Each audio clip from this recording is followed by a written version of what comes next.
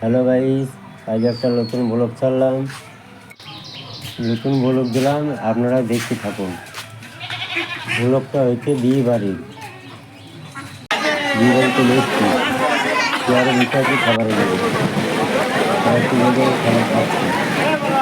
এখন খাচ্ছি ডাল পুরি আর তরকারি আর মিষ্টি আর মেহেদানা। ভিডিওটা যদি ভালো লাগে লাইক কমেন্ট শেয়ার করবেন। এবার আমাদের প্যান্ডেলটা দেখাচ্ছি।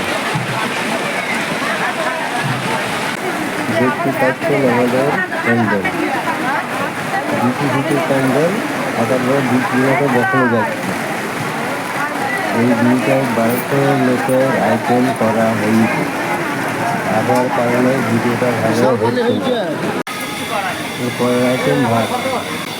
এখানে আমাদের ভাত রান্না হচ্ছে।